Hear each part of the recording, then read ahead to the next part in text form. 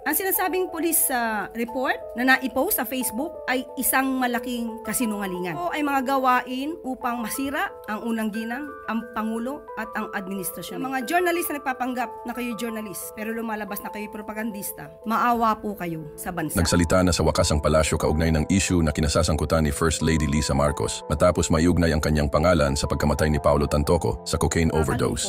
Dahil yung mga pribadong tao na nagluluksa ay nadadamay sa pamumulitika. Ginagamit ng ibang mga obstructionists para masira ang First Lady, ang Pangulo at ang administrasyon na ito. Nakakahiya ang kanilang mga ginagawa. Unang-una, si Mr. Paulo Tantoco ay hindi po kasama sa official entourage ni FL o ni First Lady ng unang ginang. Nakakahiya dahil gumawa sila ng peking police report. Naturingan journalist, mga dating spokesperson, hindi marunong mag-imbestiga ng sarili. Hindi sila nagiging journalist, kundi nagiging propagandista ng kanilang mga sinusulong na interes. Ang sinasabing police report na naipost sa Facebook ay isang malaking kasinungalingan. Kahit kayo po mismo ay maaaring mag-imbestiga sa nasabing lugar sa Beverly Hills Police Department para malaman nyo na yung nilagay sa Facebook na may guhit na color pink, kung di ako nagkakamali, ang parting yun ay dinagdag lamang. Nag-start ang mga salitang, and I quote, "and the cause of initially suspected to be drug overdose" up to the word "Miro, yan po ay dinagdag lamang. Ito ay mga gawain upang masira ang unang ginang, ang Pangulo at ang administrasyon na ito para sa pampersonal na interes. Tandaan po natin, ang unang ginang po, nung siya ay nasa Los Angeles, ay meron po siyang security service na provide ng US at meron din po siyang kasamang PSG. Hindi rin po siya